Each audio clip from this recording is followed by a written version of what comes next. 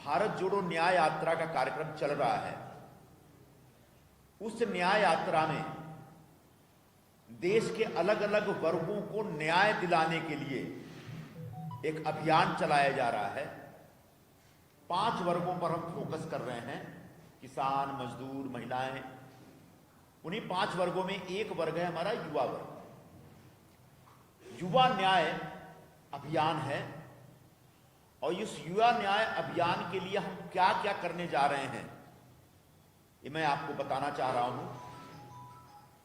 लेकिन उसका जो बैकग्राउंड है उसको पहले समझाने की कोशिश करूंगा। अग्निपथ स्कीम और अग्निवीर के बारे में हमको विशेष तौर पर बताना है, लेकिन उसका जो बैकग्राउंड है, हमारे देश में बड़ी तेजी से बेरोजगारी बढ़ी है। 45 वर्षों में जितनी बेरोजगारी नहीं थी उतनी बेरोजगारी प्रधानमंत्री नरेंद्र मोदी के राज में पिछले 1-2 वर्षों 3 वर्षों में महसूस की जा रही।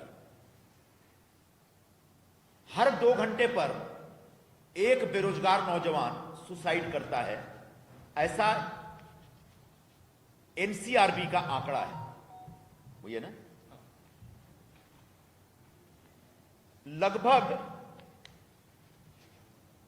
2012 में जो थे महज 1 करोड़ के आसपास बेरोजगार लोग थे। इस समय वो 4 गुना हो गया। बीच में पार्लियामेंट में एक क्वेश्चन पूछा गया था,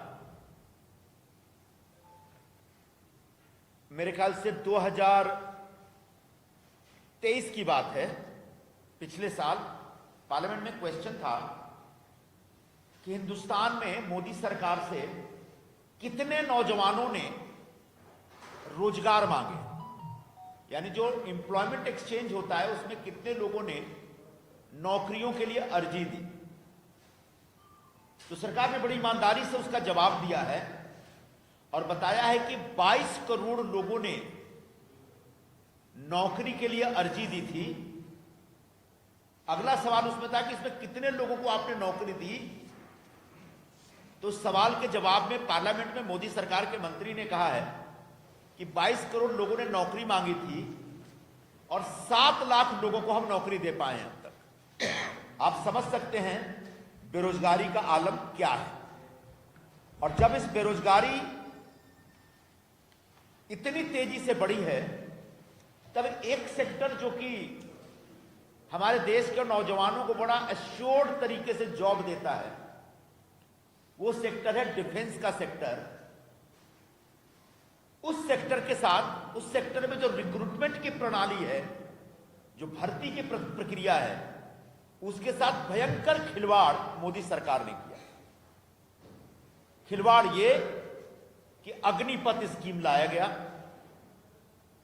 और अग्निपथ स्कीम में कहा गया कि जब आप टीनेजर होंगे, जब आपने टीन्स में होंगे, जब आखिरी दौर में होंगे आपने टीनेज के 17-18 साल की उम्र में, तब आप सेना के लिए अप्लाई करिए।